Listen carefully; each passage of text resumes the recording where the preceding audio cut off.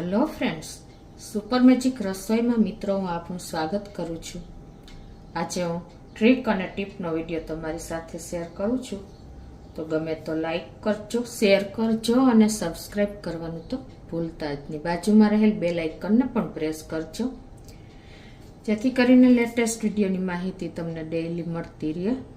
અને બાજુમાં રહેલું હાઈપ બટનને પણ પ્રેસ કરજો, જેથી કરીને અમુક પોઈન્ટ્સ મળતા રહે। પહેલી ટ્રીક એ છે કે મિત્રો, આજે આપણે બીટરમાં તો કોફી બનાવીએ છીએ, આપણે હોટલમાં કોફી પીવા જઈએ છીએ ને એ ટાઈપની 150-200ની કોફી આજે આપણે ઘરે બનાવશું। બીટરમાં બનાવીએ છીએ, આપણે વિસ્કરથી બનાવીએ છીએ, પણ આજે હું તમને ચોપરમાં કોફી બનાવીને બતાવું છું। તમને પણ નવાઈ લાગશે કે ચોપરમાં કોફી। હા મિત્રો, ચોપરમાં કોફી ઇઝીલી બની જાય છે। આપણે જે માર્કેટમાં કોફી મળે છે ને એકદમ કોસ્ટલી, એ કોફી તમે ઘરે ઇઝીલી બનાવી શકો છો।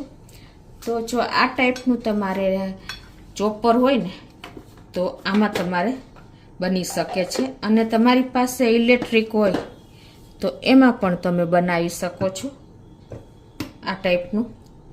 અને આમાં પણ તમે આ રીતે કરીને અને ચોપરમાં કોફી ઇઝીલી બનાવી શકો છો। કોઈ ટાઈમ નથી લાગતો, જે બહાર આપણને કોસ્ટલી એટલે કે 150-200ની કોફી તમે ઇઝીલી ઘરે એન્જોય કરી શકશો। તો એના માટે તમારે અત્યારે જો આમાં આપણે પહેલાં તો 1 ચમચી કોફી નાખી દેશું। અત્યારે મેં નેસ કોફી લીધી છે। 1 ચમચી કોફી સામે તમારે 1 થી 1.5 ચમચી દૂધ નાખી દેવાનું।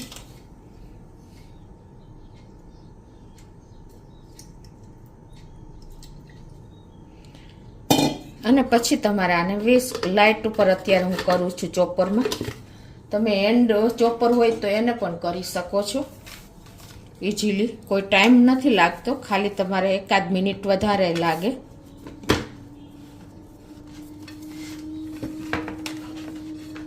તો આ રીતે આપણે એને ચોપ કરી લેવાની છે। આ રીતે જો એકદમ વ્હાઈટ કોફી થઈ ગઈ છે, એને તમે આ રીતે આપણે નાખી દેશું, એકદમ ફ્લફી થઈ જશે વ્હાઈટ।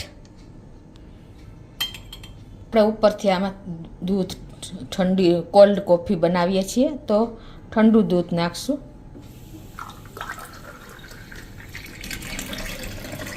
તો મિત્રો જો એકદમ ઉપર આપણે ફેણા આવી ગયા છે, તમને ખ્યાલ આવતો હશે। આટલી સરસ આપણી કોફી જો છે ને આપણે ચોપરમાં તૈયાર થઈ જાય છે। બહાર જે આપણે 150-200 રૂપિયાની પીએ છીએ ને એવી આપણે ઘરે ઇઝીલી કોલ્ડ કોફી બનાવી શકીએ છીએ જો છે ને। તો હવે આપણે બીજી ટ્રીક ચાલુ કરીએ છીએ કે આપણે ઘણી વખત ખાંડનો કે સાકરનો ડબ્બો હોય એમાં મોઇસ્ચર આવી જાય છે અને આ રીતે એકદમ લોચા જેવું થઈ જાય। તો એના માટે આપણે શું કરવાનું, કેમ કે આપણે ખાંડ કે સાકરને તડકે તો મૂકી નથી શકતા, હવામાં મૂકીએ તો કીડીઓ આવે છે, જીવજંતુ આવે છે। તો આમાં મોઇસ્ચર ન આવે તો એના માટે આપણે છે ને છોલેના 4 થી 5 એટલે કે સફેદ ચણા હોય ને એના 4 થી 5 દાણા આપણે સાકરના ડબ્બામાં નાખી દેવાના છે અને આ રીતે આપણે મિક્સ કરી લેવાના છે। એટલે કાંઈ પણ ક્યારેય મોઇસ્ચર નહીં આવે, અને હશે ને કદાચ થાય ને તો શોષી લેશે। તો આ ટ્રીક ખાસ આપણે લેડીઝ લોકોને ઉપયોગી થશે। તો મિત્રો હવે હું તમારી સાથે ત્રીજી ટ્રીક શેર કરું છું કે આપણે ટૂથબ્રશ હોય ને એમાં આપણે ક્યારેય સાફ કરતા નથી હોતા, તો એમાં જમ્સ જ હોય છે। અને આપણે જ્યારે દાંત બ્રશ કરીએ છીએ ત્યારે દાંતમાં કે મોઢામાં આપણે જમ્સ જાય છે, કીડા થઈ જાય છે, બેક્ટેરિયા થઈ જાય છે, ઘણીવાર પાયોરિયા થઈ જાય છે। તો આ બધા પાછળનું કારણ આપણા બ્રશ એકદમ નીટ એન્ડ ક્લીન નથી કરતા। તો અઠવાડિયામાં તમે આ રીતે 2 વાર પ્રોસિજર કરશો ને તો તમારું બ્રશ લાંબો સમય સુધી એવું ને એવું રહેશે અને જંતુ રહિત એટલે કે બેક્ટેરિયા રહિત થઈ જશે। તો એના માટે તમારે શું કરવાનું કે કોઈ પણ વાસણમાં હુંફાળું પાણી લેવાનું છે આ રીતે, અને એમાં તમારે આપણે જે બેકિંગ સોડા એટલે કે ખાવાનો સોડા આવે ને એ 1 ચમચી જેવો નાખી દેવાનો છે, અને 1 ચમચી જેવું આપણે વિનેગર, વ્હાઈટ વિનેગર નાખી દેવાનું છે આ રીતે। અને પછી તમારું જે બ્રશ હોય ને એને આવી રીતે 5 મિનિટ તમારે અંદર ડીપ એટલે કે ડૂબાડી રાખવાનું છે. જેટલા તમારા ફેમિલી બ્રશ હોય ને એ રીતે આ રીતે તમે અલગ અલગ પણ કરી શકો છો અને એક મેમ્બર દીઠ તમે કરી શકો છો. એટલે એકદમ તમારું બ્રશ નીટ એન્ડ ક્લીન થઈ જશે, જમ્સ રહિત થઈ જશે. આ પ્રોસિજર તમારે કમસે કમ અઠવાડિયે એકવાર તો કરવી જ જોઈએ, કેમ કે આપણે હેલ્થ માટે આ જરૂરી છે. હવે મિત્રો હું તમારી સાથે ચોથી ટ્રીક શેર કરું છું કે સાંજ સવાર આપણે ઘણી વખત મચ્છર ઘૂસી જાય છે ઘરમાં. તો નાના બાળકો હોય છે અને વડીલો કોઈ પણ મચ્છર તો કરડે જ છે. તો આપણે ત્રાસી જાય છીએ, મચ્છર કરડે તો ઘણી વખત તાવ આવી જાય છે.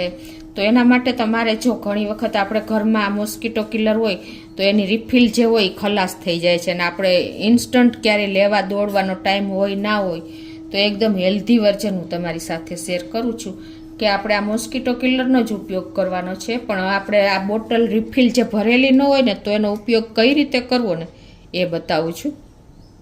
આ રીતે તમારે સ્વિચ બોર્ડમાં લગાવી દેવાનું છે અને ઓન કરી દેવાનું છે. અને આપણે રિફિલ તો ખાલી જ છે, તો એના માટે હેલ્ધી વર્ઝન તમારે કપૂરની ગોટી જો આ રીતે આપણે ઉપર જગ્યા હોય ને જે મૂકેલી હોય પ્લેસ આપણે વરાળ નીકળતી હોય, સ્ટીમ નીકળતી હોય ત્યાં મૂકી દેવાની છે. આ રીતે તમારી જે કપૂરની ગોટી છે ને એ ગરમ થયા રાખશે અને એની સ્મેલ આખા ઘરમાં પ્રસરી જશે ને તો પણ તમારે મચ્છર ટચ નહીં કરે અને આખું ઘર એકદમ શુદ્ધ થઈ જશે. હવે મિત્રો લાસ્ટ એટલે કે 5મી ટ્રીક શેર કરું છું કે ઘણી વખત આપણે કોમ્પ્યુટર ઉપર કે લેપટોપ ઉપર કામ કરતા હોઈએ છીએ, વધારે ટાઈમ આપણે બેઠા રહ્યા હોઈએ છીએ, ત્યારે આપણને માથું દુખે છે, માઇગ્રેનનો ઘણી વખત દુખાવો થઈ જાય છે. તો એનો ઘરગથ્થુ ઉપચાર એકદમ ઇન્સ્ટન્ટ શું કરવાનો ખ્યાલ છે તમને? કે એમાં તમારે આપણે માઇગ્રેન કે માથાનો દુખાવો થઈ જાય ત્યારે આપણે એકદમ બોર થઈ જાય છીએ, આપણને કંટાળો આવે છે, કામ નથી થતું. અને આ બધું થવા કારણે આપણે આ જે મોબાઈલ કે લેપટોપ કે કોમ્પ્યુટરનો ઉપયોગ કરે ને એ લોકોને વધારે આવું થાય છે, પાછળ કરોડરજ્જુ અકળાઈ જાય છે. તો એના માટે તમારે ઇન્સ્ટન્ટ સોલ્યુશન કાંઈ પણ એક તમારે રૂમાલ લઈ લેવાનો છે આ રીતે. અને પછી તમારે એમાં આપણે આ રીતે વિક્સની બોટલ આવે ને એ લઈ લેવાની છે અને એમાં તમારે આ રીતે વિક્સ લગાવી દેવાનું છે આ રૂમાલ ઉપર. પતલો રૂમાલ હોય તો બેસ્ટ છે. આ રીતે તમારે આખા રૂમાલ ઉપર વિક્સ લગાવી દેવાનું છે, તમને જેટલું સહન થઈ શકે ને એટલું.